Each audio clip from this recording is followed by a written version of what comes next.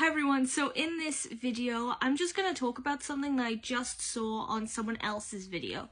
Now, I just got followed by someone on TikTok who goes by, if I remember correctly because it's just a few minutes ago, Joe So Happy, and from what I've seen, a lot of her videos are talking about special needs, like children with special needs, herself. I haven't really checked through all of them, but one particular video I just happened to click on was asking about, was titled, how do you cope or how do you deal with something along those lines with the stares of people when you're walking around outside with your child who may have special needs or disabilities.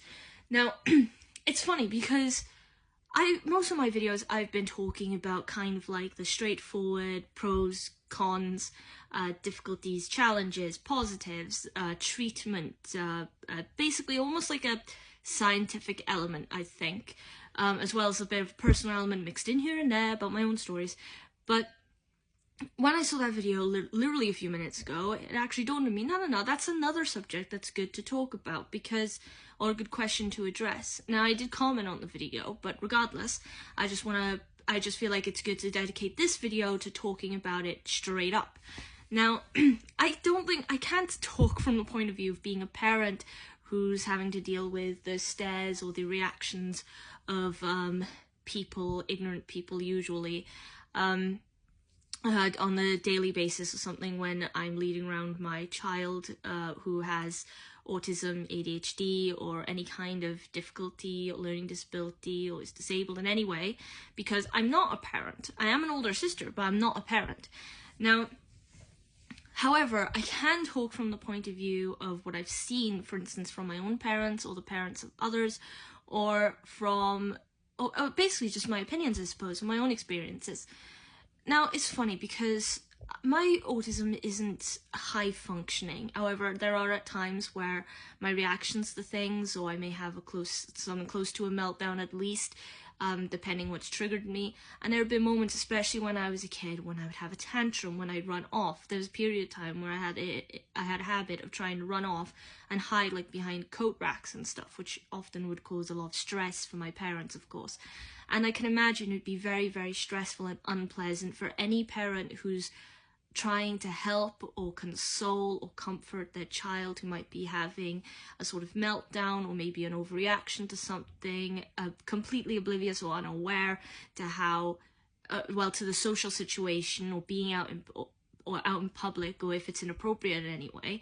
And then I can understand that as a parent that would probably be really, really stressful and unpleasant, not the dealing with the child bit, but having to deal rather with being aware of the stares of people around you. Because in general, whenever anything happens or a scene is created, most people tend to feel really put off, really anxious, really kind of judged, you know, in a very negative way when people who are around them just stare. And that's one of the reasons why personally, when something happens, when I'm walking around a place and something draws my attention, a big scene or something like that, I try actually really hard not to stare. I'd rather just get on with my day, unless it's some sort of serious situation, in which case someone needs help, you know, like someone's falling down, in which case I think if you're standing there, you know, it's 2 seconds to go over and help them up, that kind of thing. But it is important just not to stare, because it feels awful on the receiving end of the situation.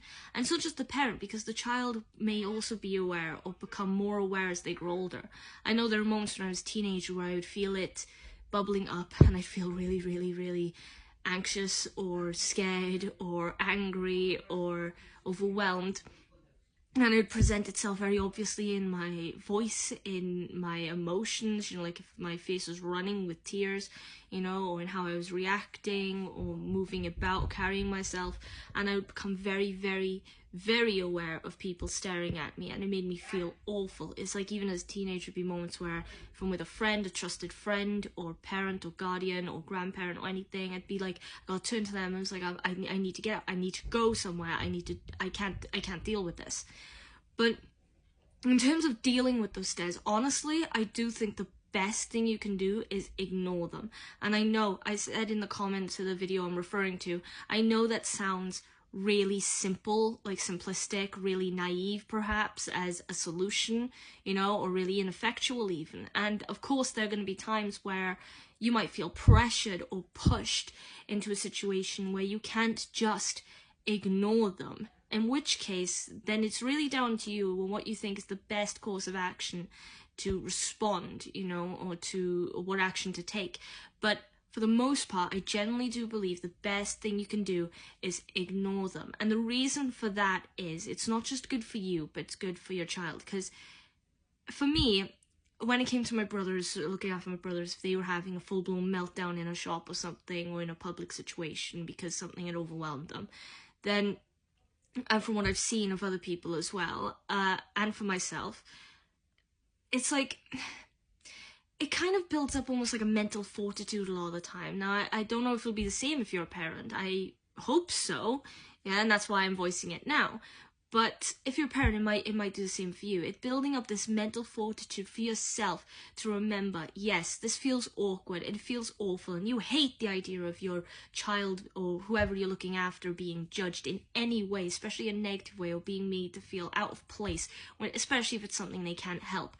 But you are building up this sort of mental fortitude that says it doesn't matter. In other words, it doesn't matter what the people staring think, what they're thinking. It doesn't matter even if they're smirking. I've had teenagers who smirk at a situation like that, and it makes my blood boil. And my reaction, I want my reaction to be, is to go over and do something, but I don't.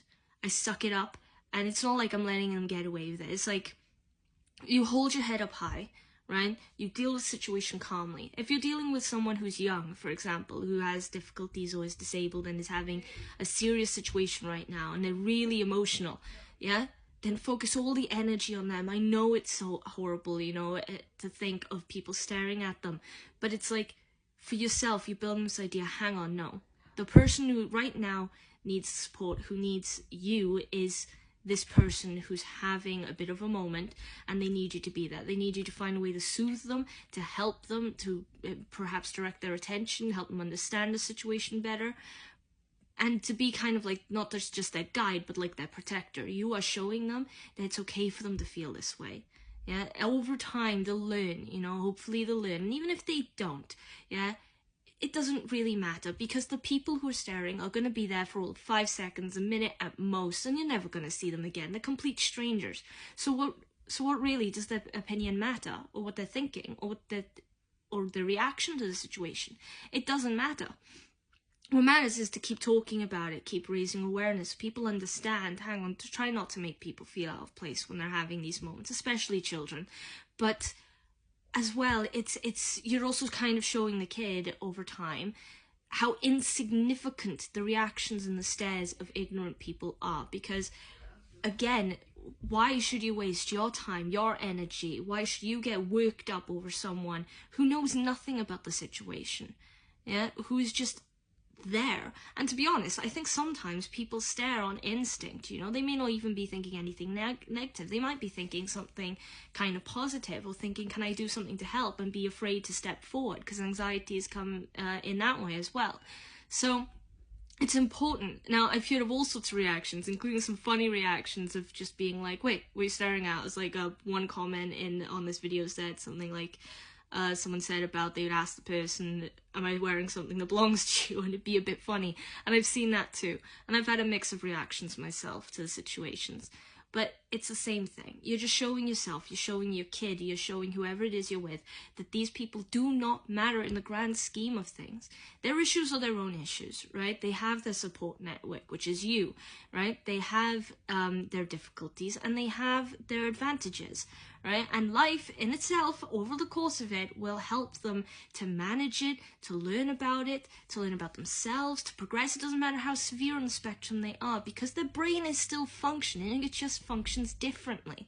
And I think that's the important thing there. Anyway, I was going to dedicate this video to something specific about ADHD, but of course this came up, and I was like, no, I think this is a better time, better spent, yeah. So that's what I've done.